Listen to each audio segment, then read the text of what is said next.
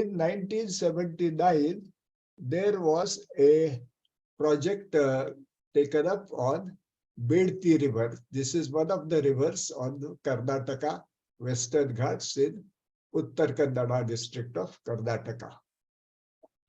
I had been working there for many years in connection with a number of other programs, and I was a good friend of the farmers in the Bedti Valley area. I was a member of the Environmental Impact Assessment Committee appointed by the Government of India to look into this project. And we had a meeting. So it was a very interesting experience at the dam site. And a total of 1.5 hours was spent walking around the dam site, and we came back for lunch. One of my fellow members was Mr. Kachua. I remember the name very well. He was an engineer from Rajasthan, which of course doesn't know anything about rainforest or such like. And Mr. Kachua was sitting in front of me, and we were discussing. They were insisting, in fact, that we should give clearance now. We have seen the dam site and there is nothing more. And we did not talk to any people. In fact, the Mysore Power Corporation MD very vehemently stated that these local people are nasty and we should never talk to them. Okay, so this was going on. I said, Mr. Kachua, this was the creature who had preyed on you. He said, you mean to say these rainforests are habitat of such horrid creatures? And there are crazy people who say that these rainforests must be saved. I said, yes, I am afraid.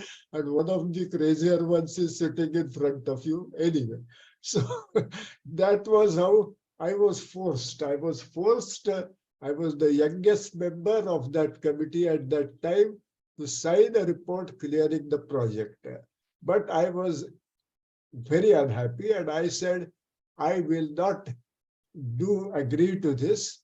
And fortunately, we had as director, Professor Satish Dhawan, one of the most public-spirited and transparently honest technocrats that there ever was.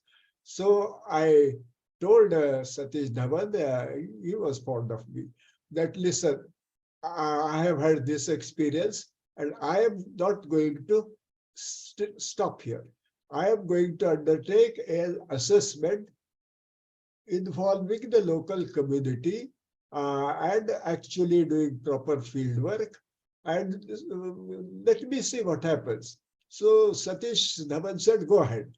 As I said, he was a wonderful leader. Then I contacted the farmers of the Bedti Valley. It so happened that they were actually well organized. They are mostly coconut orchard, pepper vines, cardamom producers. So the spices have good value, and betel nut also, areca nut or betel nut. They have good value. They were prosperous. They were an educated group of people, and they had a very well organized cooperative society in Shirsi. So many of their boys and girls, sons and daughters, were studying in a college called Gandhi College anyway, a college in the Shirsi. And the principal of that college, L.T. Sharma, was a very learned historian who became a good friend of mine.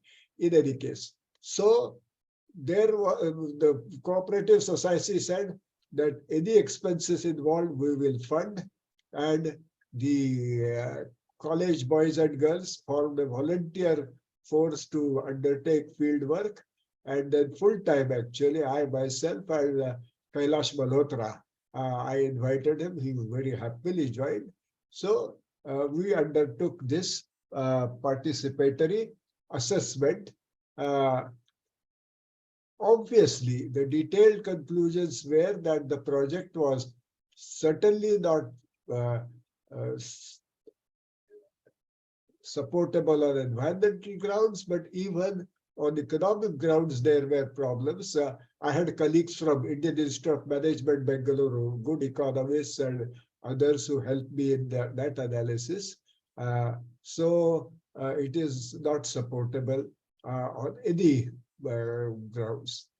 We organized a uh, seminar in Shirsi about on this project, and actually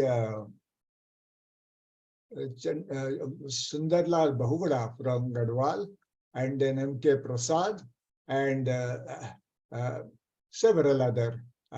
Zafar Fateh Ali, Salim Ali's cousin, who was an influential in conservation movement, they all attended. We submitted a report.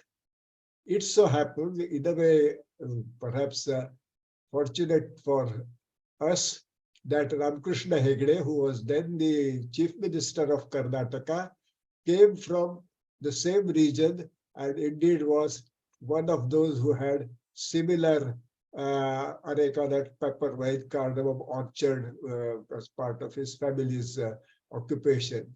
So he was sympathetic towards the rejection of the project.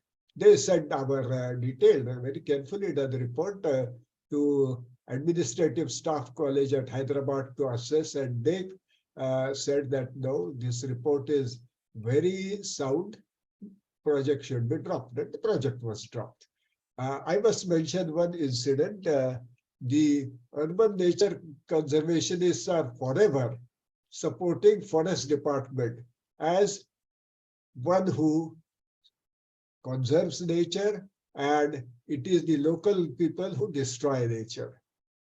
Interestingly enough, during the course of our field survey, we came across what was the best patch of rainforest of that region. That had been clear felled. Project had not been clear. There was no reason to touch anything, but this patch with the most valuable timber, a large patch, had been felled by the corrupt forest department, who wanted to make money from timber. That is all the motivation there was. This was very clear evidence to me of the complicity of the forest department.